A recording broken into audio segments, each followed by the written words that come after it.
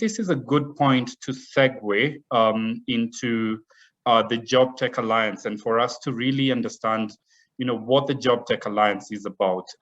We've heard about Jobtech. We have quite an engaged crowd this afternoon or this morning, depending on where you are.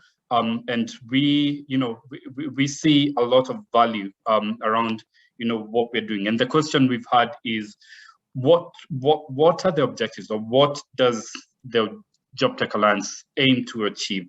Now, there are three things or three objectives that the Jobtech Alliance is anchored on. One is community engagement. And the idea here is really to rally a community of startups, funders, support organizations that will really move the agenda of the Jobtech ecosystem forward. The second one is around research and learning. And here we really, we're trying to push for, learning between the different implementers to say what's working, what's not working, what have we learned, what's beneficial to the community, to different players in the ecosystem. And this is, either, direct learnings from the programs, or, commissioned research that's all geared towards, the public good of the community. And then the third area is around strategic initiatives, where in the long run, we do see an opportunity where we can come together as organizations that are represented here to structure out, initiatives that respond to some of the system failures that we are seeing within the Jobtech ecosystem. This could be policy, it could be funding, it could be infrastructure, and it's essentially stemming from a point of collaboration. Now, in terms of some of the traction that we've seen along, over the past 6 months, around community engagement, we recently partnered with Brighter Bridges to conduct a mapping of the Jobtech ecosystem in Africa. And we were able to map more than 450 Jobtech innovators in Africa. So these are platforms, across the 5 buckets that Chris talked about earlier, that are, based across, more than 45 countries across the continent. So this gives us a very strong directory of who's doing what on the continent. And over the next few days, we shall be sharing this publicly. At the moment, we have this, the map on our website, but we'll share a bit more detailed information in the next few days.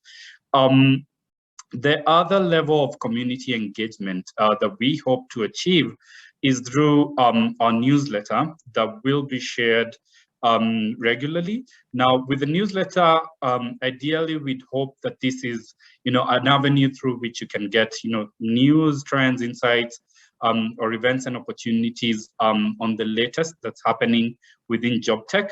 And essentially, this is material that can help you, particularly in your decision-making, in guiding the direction in which you as an organization take and move forward. But we also envision a bit of more interactive sessions of this type, and also, something that's more, deep dive in nature. So we see this at 2 levels. One is what we have today, which is the quarterly leadership calls. Now, with this, this is going to happen on a quarterly basis. And the idea here is to bring in a closer, close-knit, high-level leadership cohort of leaders in the Jobtech ecosystem space who can speak or who can share ideas and thoughts at a more strategic and visionary level. And then a notch lower, we will be holding more regular sessions, webinars, grab the mic kind of sessions, where different people, different organizations can facilitate and host sessions around different topics. And we anticipate that this will be happening every 4 to 6 weeks. Now, today's session is very heavy from our side, us doing a lot of the talking, because we are speaking quite a lot and setting the stage for this. But we anticipate that subsequent sessions will be very interactive, and also will be typically much led by the different participants of this alliance. Now, the other forum that sort of we see it as a more of a nimble, on the spot kind of communication is a WhatsApp group. Now with a WhatsApp group, it's a forum through which, like we can share, any asks or any offers, whether that's talent, whether that's, new pieces of information or learnings, or, whether they're funding opportunities that we can, share in a more spontaneous fashion. And so that will be going live sometime tomorrow. And we highly encourage you to join and, participate within the WhatsApp group and, share as much relevant content, as well as, put in some of your asks there, so that we can sort of support and help each other. Now that's as far as community building is concerned. Now, when we look at the research side, the idea really is to collate research sources. We do acknowledge that there's quite a lot that's happening both within Africa and outside. And so the Jobtech Alliance hopes to, pull all this information and centralize it, and have, one-stop shop where you can, pull resources that are meaningful to you. But also, more importantly, there's going to be a couple of JTL-led initiatives, from blogs to research that is particularly developed by the members of this alliance.